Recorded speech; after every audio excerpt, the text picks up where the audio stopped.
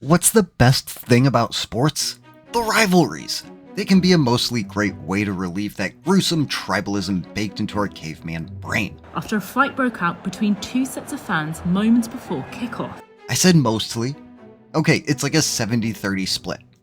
But with so many vicious and spiteful sports rivalries, how can we possibly decide which is the greatest? Frazier is more vulnerable in the first round, and Muhammad Ali knows that. How about a rivalry that dates back to before the teams even formed, before the sport itself was officially organized? A rivalry that doesn't just involve some of the greatest athletes in the game, but the absolute greatest to ever play the sport. Fan bases that are so passionate they sometimes start the battle before the match has even begun, and at times have even joined the battle on the field of play. A rivalry that makes the Yankees and Red Sox look like Laverne and Shirley, Lakers and Celtics look like Mork and Mindy, and Packers and Bears look like... what's another old TV show with like Joni and Chachi? For those shimmering blue and white stripes of La Abiceleste and the vibrant yellow of the Canarino, it is just the tip of the iceberg. Their rivalry has it all and so much more. From violent battles to bloody wars, moments of ultimate glory at the height of the sport, and moments of utter defeat. From the hand of God to the hand of the devil himself. This is the greatest rivalry in sports. This is Brazil versus Argentina. Sports are history. Welcome, and thank you for joining me for the internet's latest edition of Man from the US Tries to Talk About Soccer, or, as we call it here in the good old US of A, football. You have to pronounce it in Spanish because it irritates the Brits. And we'll get it confused with American football. Now, on to today's topic. The Brazil versus Argentina rivalry, known as the Superclásico of the Americas, or in Spanish, the Clásico Sudamericano, or in Portuguese, the Clásico Sul-Americano, would begin in 1914 when these two would play each other for the first time. Argentina would win 3-0, but the first match we really need to talk about would be the Copa America final match in 1925. The Copa America was actually called the South American Championship up till 1975, but for the purposes of this video, we will just call it what it's been known as for the past 50 years, the Copa America. But if we really want to get to the heart of this rivalry, we actually need to start 100 years prior to this in 1825, when Argentina and Brazil, fresh off gaining their independence from the Spanish and Portuguese, would immediately start fighting each other. Only it wasn't a trophy or a cup they were fighting each other for, it was the Cisplatina province. It's a region right between the two countries that's vital to trade in the continent, and the Spanish and Portuguese had been fighting over it for about 150 years prior to this. You see, Brazil and Argentina didn't just adopt the languages and religion, better, of their colonizers, they also adopted their conflicts. Or at least this conflict, which would lead to the Cisplatina War. A war that would rage for 3 years, and after no real progress being made and both sides being ravaged from this war and trying to set themselves up as independent nations, well, the British, out of the kindness of their own hearts, would step in to mediate a treaty between the two sides.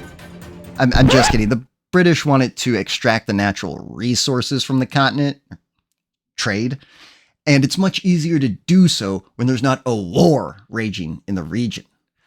Fortunately, we don't have a modern example to pull from. So the three countries would come together and sign the Treaty of Montevideo, and a fourth country would be born. Yes, the Cisplatina province would become its own independent nation, the Oriental Republic of Uruguay, or as most of us simply know it as, Uruguay.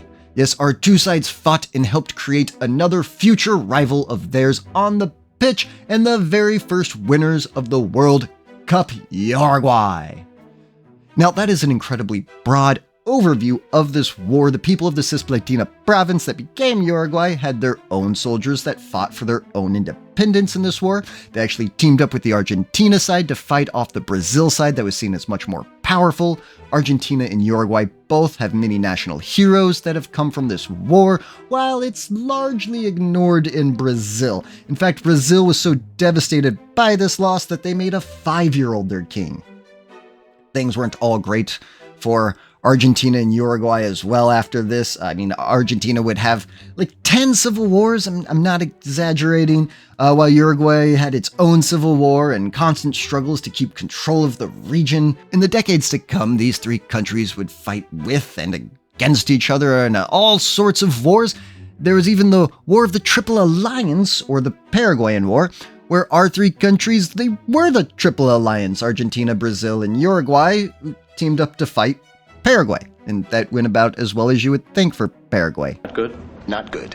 And now you know more about South American history than 99% of Americans. North Americans.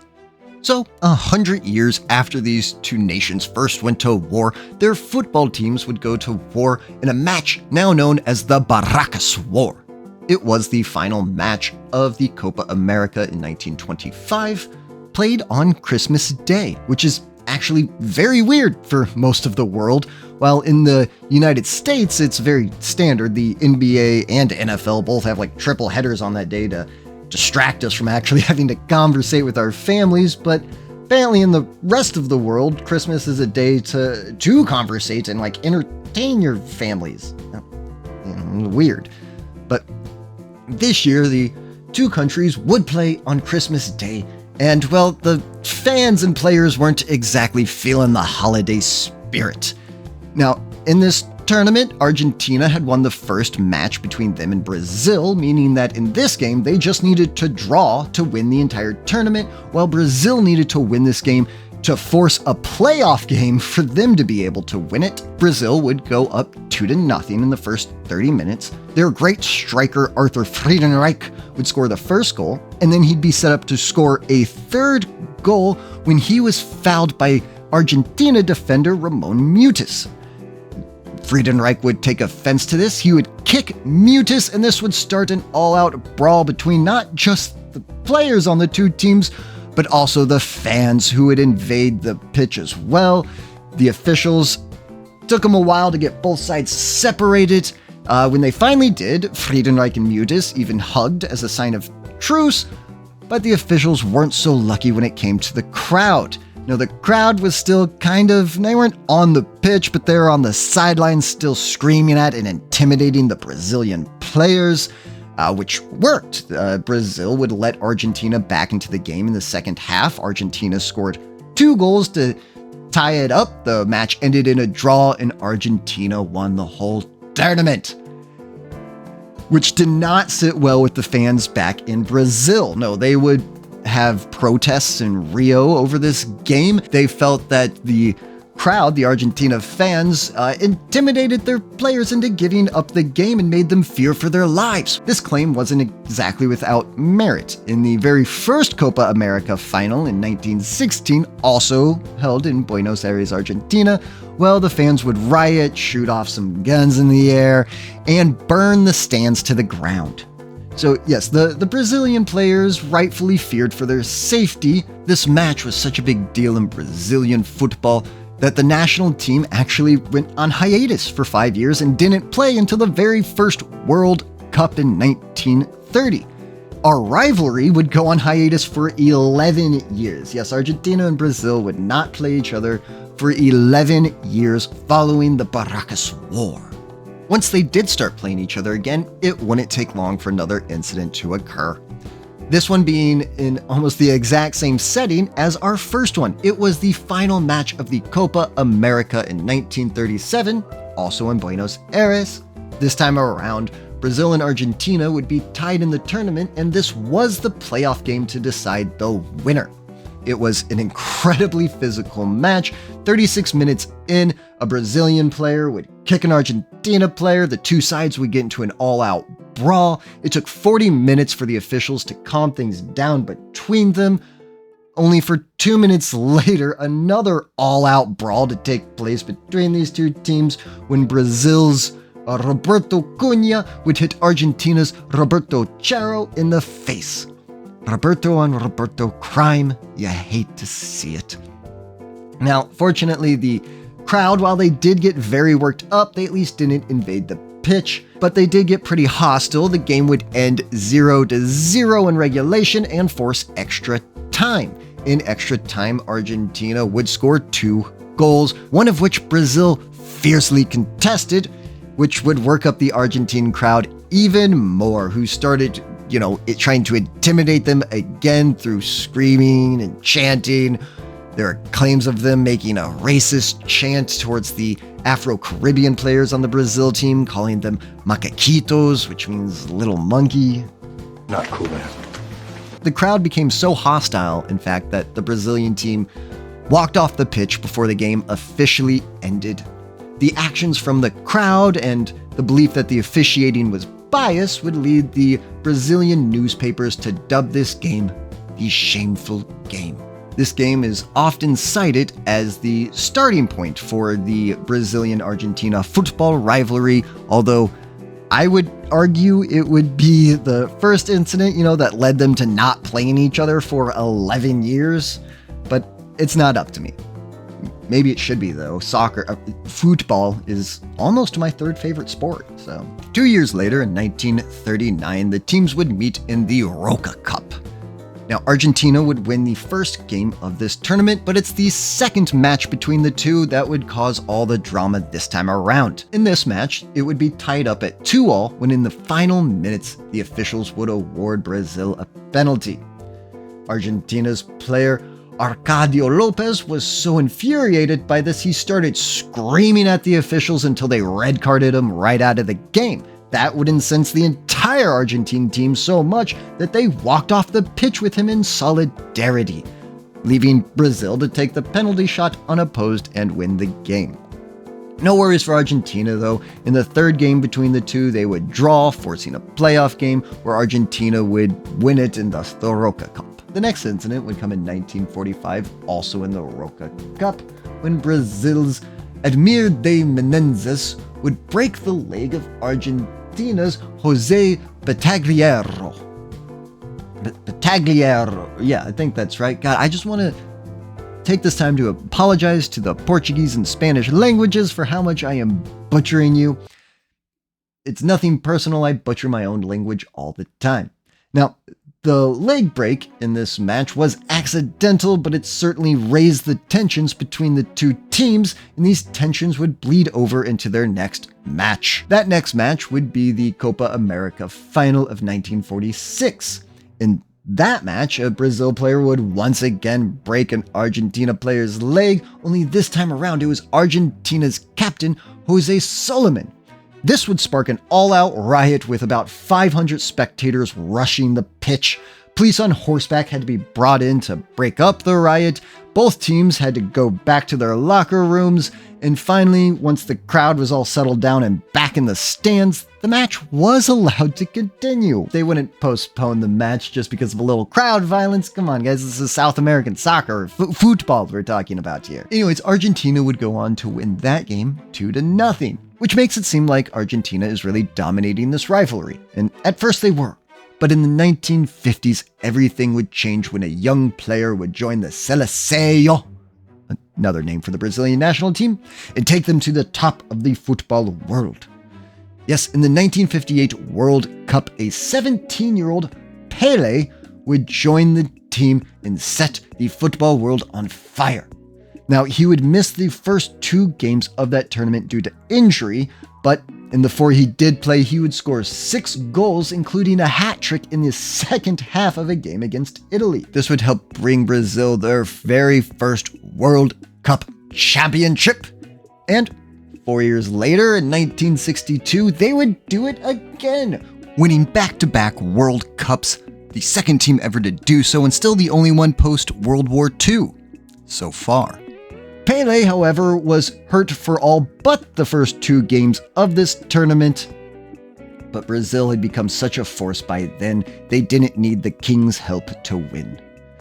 We will skip the 1966 World Cup and then go to the 1970 World Cup, where Brazil's team is still seen as one of the best national teams ever. In that tournament, Pele would once again lead the way for them, In the final match, he would score the opening goal, a header with his teammate then raising him up in the air. It's still an iconic image, but it is the last goal of the game that has gone down forever in football lore. Yes, it's still seen as one of the greatest team goals ever, as all but 2 of Brazil's players were involved in the scoring play. I'd show you more of it, but FIFA kept blocking the upload. Pele is still the only player to win 3 World Cups, and Brazil still the only country to win 3 out of 4 World Cups. But what does that have to do with Argentina? Nothing. So it is the next World Cup we must get to in 1974, where these 2 teams would play each other for the first time in the tournament's history. Pele was no longer on Brazil's team, but they would still prevail 2-1 over Argentina. However, it is the next World Cup in 1978 where this contentious rivalry would have its next bitter chapter. Bitter if you're Brazil anyways, because for Argentina it is so sweet. In the 1978 World Cup, held in Argentina, these 2 teams would play each other in an intense match that this rivalry has become known for, and it would end in a 0-0 draw. But it's the final match of the second round of the group stage that creates all the drama with this one and gave the affair its nickname, the Battle of Rosario, as Argentina would be playing the entire second round in Rosario. Brazil would win its last match of that stage, beating Poland 3-1, which meant Argentina needed to beat their opponent Peru by 4 goals. Argentina would go up in the first half 2-0, and then in the second half, Peru would completely collapse and allow 4 goals while scoring none of their own, and Argentina would win 6-0. Now, this match was swarmed in controversy, as many believed that Peru was either bribed or threatened to lose the match to the host nation. It didn't help that Peru's goalie was born in Argentina. Now, none of this has ever been proven, but since when has that ever stopped any allegation or speculation? Argentina would go on to the final match to play the Netherlands in a game that is also marred in controversy. The Netherlands would blame Argentina of trying to stall the game because Argentina kind of tried to stall the game. They would come out 5 minutes late to work up the crowd. They then complained about a plaster cast on one of the players for the Netherlands. The officials actually upheld this complaint and made that player put more bandage on his cast. I'm not really sure what the issue with the cast was, but this was all just a way to get the fans worked up, which they did, screaming and cheering their faces off through the entire game and covering the pitch in confetti. Argentina would end up winning that game and their very first World Cup, and to make it so much sweeter, it was in Argentina. Brazil would take third in that tournament, and their coach would dub them moral champions, as they didn't lose a single match in that tournament. We'll continue our World Cup journey going to the very next one in 1982, the significance of this one being the very first World Cup for the next all-time great in our rivalry and the sport as a whole, Diego Maradona. Now, Maradona's first World Cup would not go quite as well as Pele's did. In fact, neither of our teams would even make it past the group stage in this World Cup, but they did play each other again in a contentious game. Brazil would be up 3-0, and in the 85th minute, Maradona would pass the ball up to his teammate Juan Barbas, when Brazilian defender João Batista would intercept the ball and kick Barbas in the head. A frustrated Maradona immediately retaliates and kicks Batista right in the dick. Maradona is red carded out of the game. This was also in Barcelona, Spain, where Maradona had just signed with the Barcelona club, and this didn't exactly ingratiate himself with the home fans. In fact, Maradona never really ingratiated himself in Barcelona, but that's a story for another time. Also, this 1982 Brazilian team is seen by many of the Brazilian fans as their best team to not win the cup. In fact, many of them consider this team to be better than their 94 team that did win the World Cup. For our story, however, we must go to the very next World Cup in 1986. This would be Maradona's World Cup. He would lead Argentina to their second World Cup win. And it's not necessarily seen as one of the best Argentine teams, it is seen as Maradona's team. He willed them to the finish line, beating Germany in the final 3-2, but it was their quarterfinal match against one legendary in their own right and for very different reasons. They say God uses man as a vessel to carry out his miracles or even his justice. And on this day, God would reach his mighty hand down to possess that of Diego Maradona and send justice into the back of New England's net. The officials mistaking a rather obvious handball for a header. And do Argentinians feel bad for this clear infraction? Hell no! This was revenge for the Falkland War, where England had just ravaged them. Or revenge for when English manager Alf Ramsey called the Argentine players animals in the 1966 World Cup. Not cool, man. Or maybe revenge for when England invaded Buenos Aires in 1806, or even revenge for when England first reestablished its claim over the Falkland Islands in 1832. Either way, Argentina saw this as symbolic justice by God. Who maybe God could have helped out the hundreds of Argentinians who died in the Falkland War, but hey, he works in mysterious ways, right, folks? Later, when Maradona was asked if he used his hand to score the goal, he would say, oh, a little from the head of Maradona and a little from the hand of God, and thus, this goal has been known as the hand of God ever since. And even though the English are still a little bitter at God for that goal, Maradona's next goal was so spectacular, even they had to set down their tea and applaud the all-time great. If the first goal shouldn't have counted, this one's so great it's worth 2. For 86 incredible meters, Maradona would slice around defenders, put the keeper on his arse, and score what is now known as the goal of the century. But just like Pele's World Cup, this has nothing to do with our rivalry, so we must go, yes, again to the very next World Cup in 1990. Our two teams would be playing each other in the first knockout round of that tournament, and, well, Brazil was the stronger attacking team in this game, but just couldn't capitalize on any of their many chances. On the other side, Maradona was having a tough time being held in check by Brazilian defender Branco. During an injury pause in play, Branco would be handed a water bottle by Argentina's physio, the physical therapist, what we call a team trainer here in the US. A water bottle that may have been baptized, or as most of us would say, spiked with tranquilizers. Branco, a couple days later, would claim that after he drank from the water bottle, he began feeling dizzy and ill. Not long after, when Maradona was asked about the water bottle, he said it was just holy water, which has given the incident its name, the Holy Water Scandal. Now, 14 years after this, when Maradona was again asked about it, he joked around saying that he had encouraged the Brazilian players to drink from the water bottle, and that after Branco drank from it, he took some free kicks and then fell over. Shortly after that, Argentine coach Carlos Berardo, who was their coach during the 1990 World Cup anyways, he was asked about the incident, and he said, quote, "I'm not saying it didn't happen," all of which just reopened the wounds for Brazil.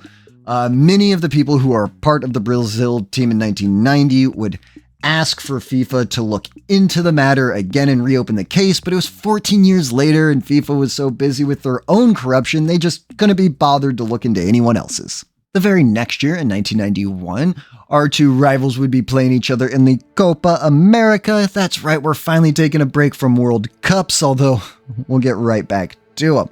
But in this Copa America, the two would be playing each other in the first match of the final round. It was again an incredibly physical bout with 5 red cards. Now, Argentina would win the game 3-2, but Brazil would win the red card battle 3-2. Or is that losing the red card battle? Either way, in the first half, Manzino Oliveira for Brazil would bring down Claudio Caniggia, and on Claudio's way back up, he would elbow Manzino in the ribs. This would get them both a red card. Then, in the second half, Brazil's Marcio Santos would go for a nasty slide tackle on Argentina's Carlos Enrique. Carlos would leap out of the way and put his spikes into the back of Santos' head. Santos would then have to be carted off, and both players would receive a red card. Then in the 80th minute, and frustrated from the course of the game, Brazil's Sorese Benecenze, God, I hope I'm pronouncing these names right, he would elbow an Argentine player right in the face and get our 5th and final red card of the game. Argentina, as I said earlier, would win this game 3-2 and then go on to win the Copa America this year. In 1994, Brazil would find the next great of greats to join this rivalry and swing it back in their favor. It was Ronaldo. No, Americans, not Cristiano Ronaldo, Ronaldo. The OG Ronaldo. I guess I should probably state here as well that it is very common in Brazil for their players just to go by one name. Often it's a nickname like Pele. Pele wasn't his actual name. It was a nickname given to him. Or in this case, with Ronaldo, it was just really his first name. So you didn't have to say the whole thing of Ronaldo Luis Nazario de Lima. And what else would Brazil do in 1994? Well, they would win the World Cup. Now, Ronaldo wasn't really he was on the team, but he was a reserve player. He was 17 years old, and he's all no playing time. No, the real stars for Brazil in this 1994 World Cup were Romario, Dunga, Bebeto, and even their goalkeeper, Claudio Taffarel. The final in that tournament was an all-time defensive battle. It's the only final game in a World Cup to end after extra time 0-0, and the first one to be decided by shootouts. This was seen as Brazil's probably their weakest World Cup team. Again, many fans think that their 82 team that didn't make it out of the group stage was better than this one. But again, this has nothing to do with our rivalry, so let's go to the very next year in 1995. In the 1995 Copa America, Brazil and Argentina would meet in the semifinal round. In that round, Argentina would be up 2-1 all the way into stoppage time, when the devil himself would rise from the flames of hell to take over the hand of Brazilian striker Tulia Maravilha and send the equalizer burning into the heart of Argentina. The officials, of course, thought he did knock it down with his chest. The game would end up going to penalty kicks where Brazil would win it. The Argentina newspapers would dub the goal the Hand of the Devil. Yes, as a direct counter to their Hand of God goal. Now back to World Cups. In 2002, Brazil would win their 5th World Cup, still the most World Cups by any nation.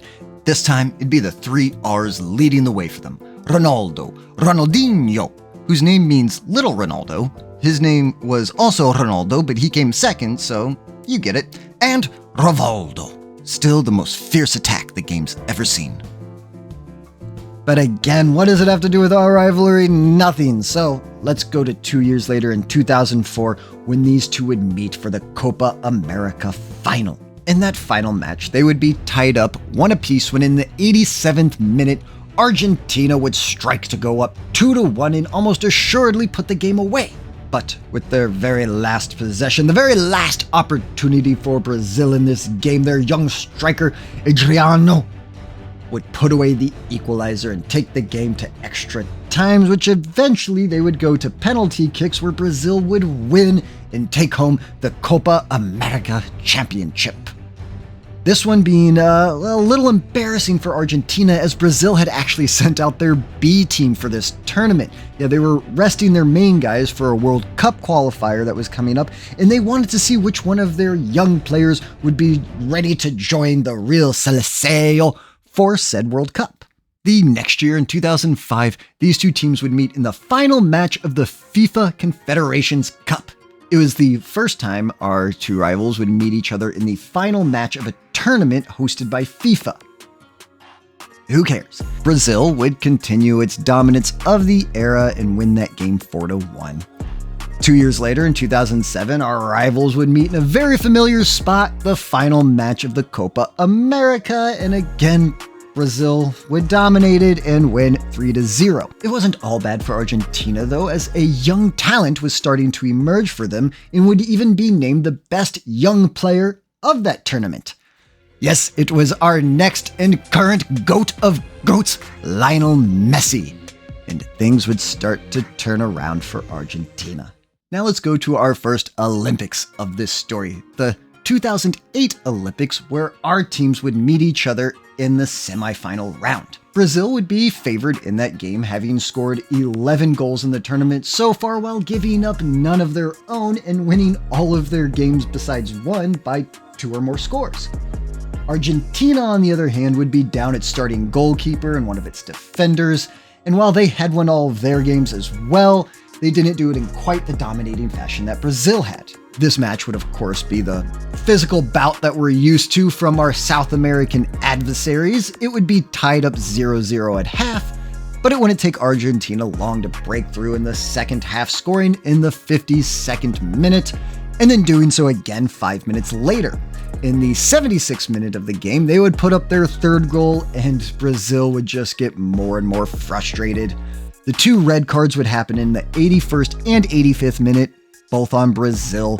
Argentina would end up winning 3-0 and end up taking home the gold, their second consecutive gold medal, and still the only 2 golds their football team has ever won. This game is where the torch in our rivalry is passed back to Argentina, and where I still think it sits today. Although it won't be all bad for Brazil.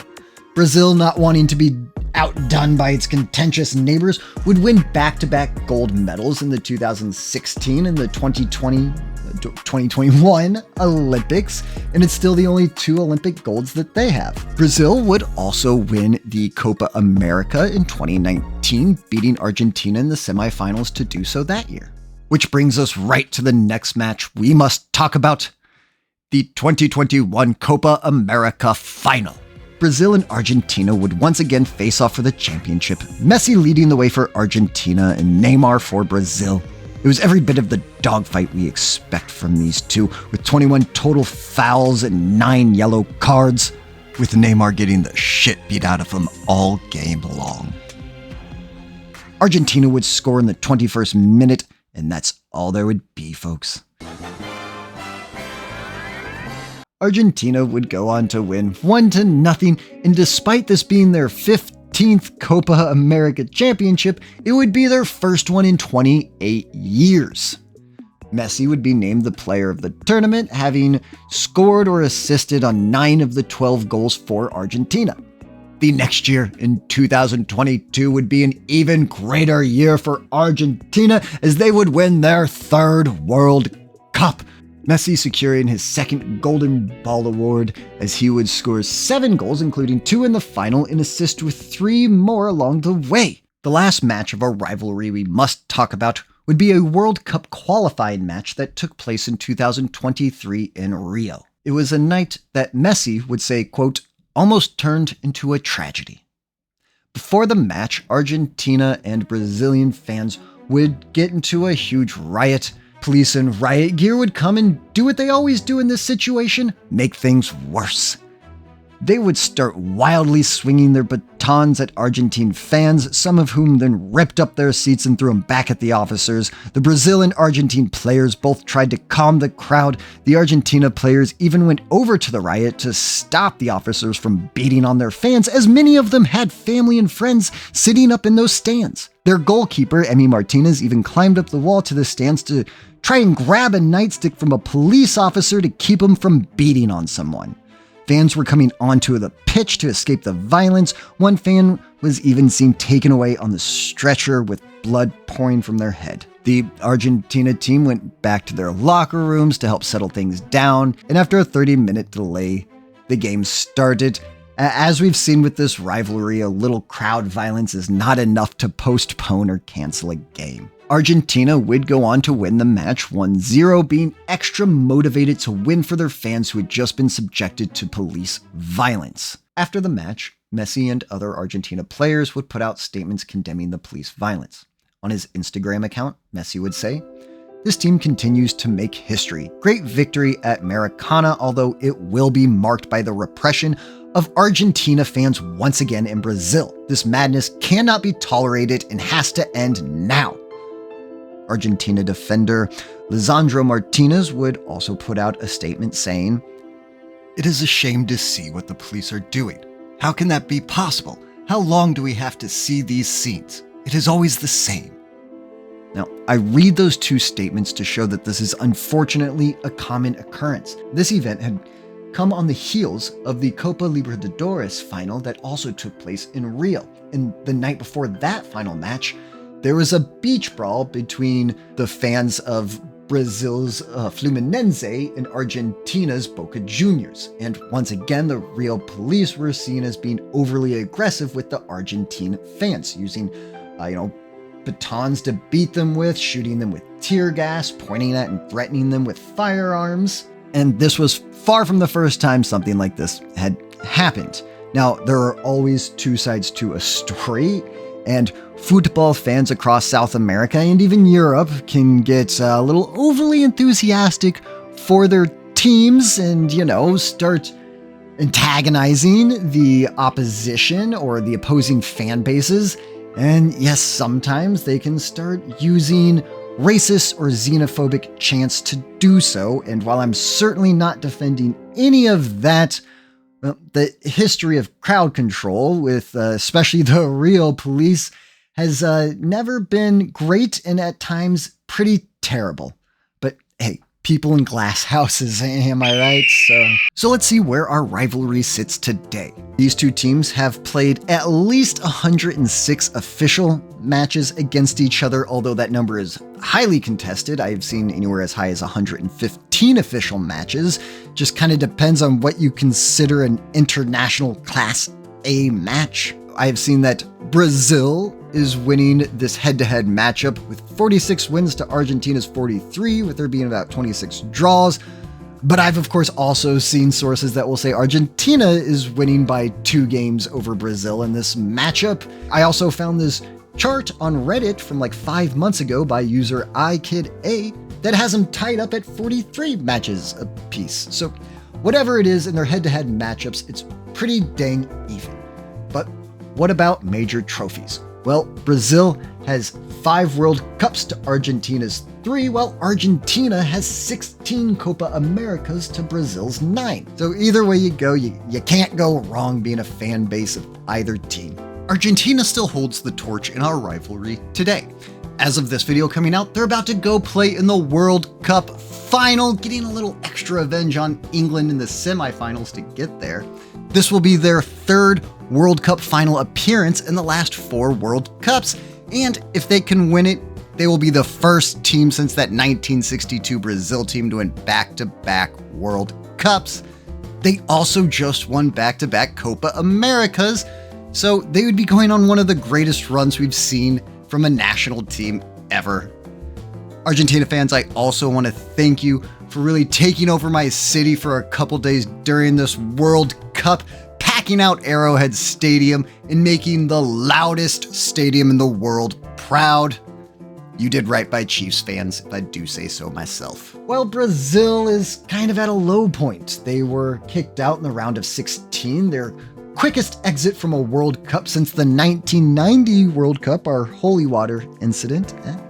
But as you've seen in this rivalry, the torch is constantly passed back and forth, and with the Messi era coming to an end, well, it could be back in the hands of Brazil in time for the 2030 World Cup, and we'll even see what happens for the 2028 Copa Americas. And there you have it, the greatest rivalry in sports. But if I got anything wrong, or you think I missed something I should have included, please let me know about it in the comments. But do go gentle, it's my first time covering soccer, football. And I know, some of you might say, the best rivalry in sports? This isn't even the best rivalry in this sport. Have you ever heard of Barcelona and Real Madrid? Well then, tell me about it. Why am I wrong? Please let me know, again, in the comments. In my last video, the NFL's dumbest game ever, the Playoff Bowl, well, there were no viewer corrections because I got everything right.